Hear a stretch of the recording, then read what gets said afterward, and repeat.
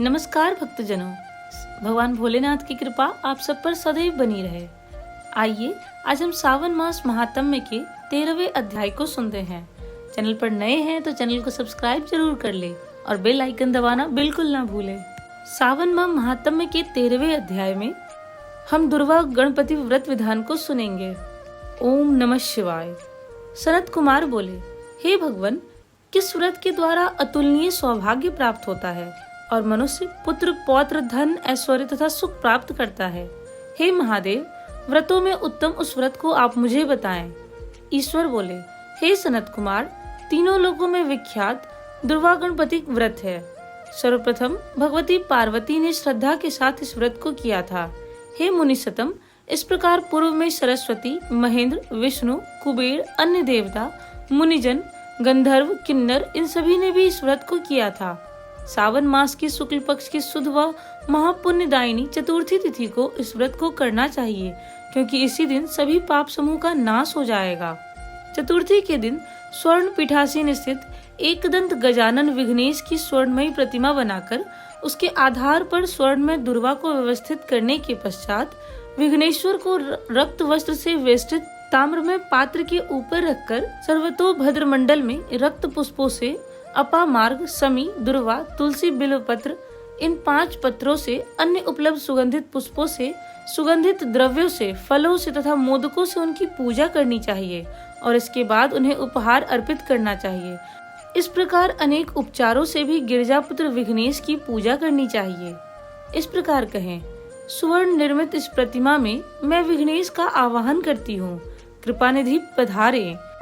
इस सुवर्ण में सर्वोत्तम रत्न जटित संघासन को मैंने आसन के लिए प्रदान किया है, इसलिए विश्व के स्वामी इसे स्वीकार करें।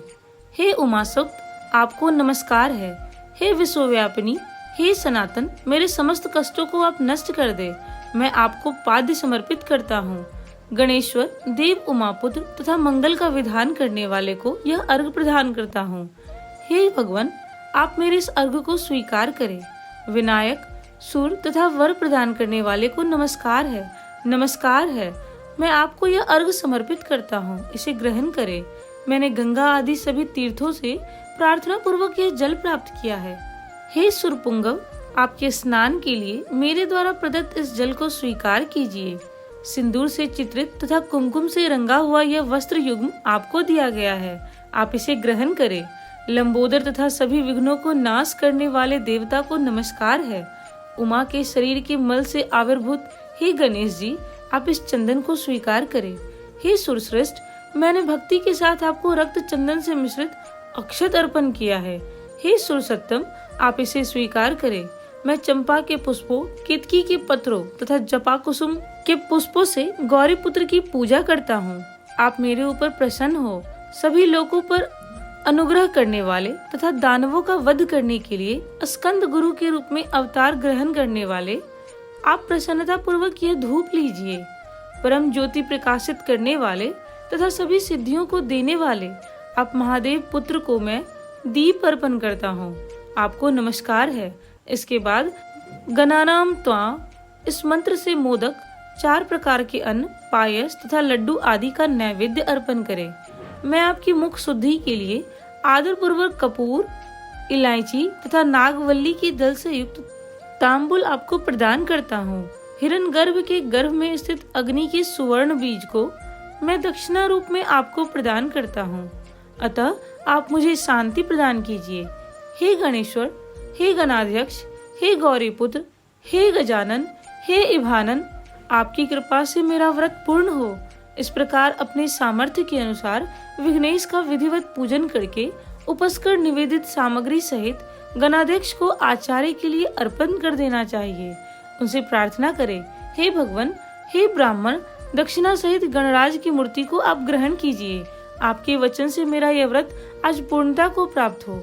जो मनुष्य 5 वर्ष तक इस प्रकार का व्रत करके उद्यापन करता है, वह वांछित मनोरथों को प्राप्त करता है और देहांत के बाद शिवलोक को जाता है, अथवा 3 वर्ष तक जो इस व्रत को करता है वह सभी सिद्धियां प्राप्त करता है। जो व्यक्ति उद्यापन के बिना ही इस उत्तम व्रत को करता है, विधि के अनुसार भी उसका जो कुछ भी किया हुआ होता है वह सब निष्फल हो जाता है। आइए अब उद्यापन की विधि बताते हैं। उद्यापन के दिन प्रातःकाल तिलों से स्नान करें। उसके बाद व्यक्ति एक पल या आधा पल या उससे भी आधे पल की स्वर्ण की गणपति की प्रतिमा बनाकर पंचगव्य से स्नान कराकर भक्ति तथा श्रद्धा के साथ इन 10 नामों मंत्रों से दुर्वादलों से सम्यक पूजन करें। हे गणाधीश, हे उमापुत्र, हे अघनाशन, हे विनायक, हे ईशपुत्र, हे सर्वसिद्धि प्रदायक, हे एकदंत, हे इक्वक्त, हे इभवक्त्र, हे मूषक वाहन, आपको नमस्कार है। आप कुमार गुरु को नमस्कार है। आप इन नाम पदों से पृथक पृथक पूजन करें। पहले दिन अधिवासन करके प्रातःकाल ग्रह होम करके दुर्वादलों तथा मोदकों से होम करना चाहिए। उसके बाद पूर्णाहुति देकर आचार्य आदि की विधिवत पूजन करनी चाहिए और घटतुल्य थनों वाली गायों का दान अपनी सामर्थ्य के अनुसार करना चाहिए। हे वत्स, इस प्रकार व्रत करने पर मनुष्य सभी मनोरथों को प्राप्त कर लेता है। हे सनत कुमार, अपने प्रिय पुत्र गणेश के व्रत करने से संतुष्ट होकर मैं उस मनुष्य को पृथ्वी पर सभी सुख प्रदान करके अंत में उसे सद्गति देता हूँ। जैसे दुर्वा अपनी शाखा प्रशाखाओं के द्वारा वृद्धि को प्राप्त होती है, उसी प्रकार उस मनुष्य की पुत्र पौत्र आदि संतति निरंतर बढ़ती रहती है। हे सनत कुमार, मैंने दुर्वा गणपति का यह अत्यंत गोपनीय व्रत कहा है। सुख चाहने वालों को इस सर्वोत्कृष्ट व्रत को अवश्य करना चाहिए। इस प्रकार श्री स्कंद पुराण के अंतर्गत ईश्वर सनत कुमार संवाद में सावन मास महात्म्य में दुर्वा गणपति व्रत कथन नामक 13वां अध्याय पूर्ण हुआ। बोलिए भगवान भोलेनाथ की जय। बोलिए भगवान गणेश की जय। धन्यवाद।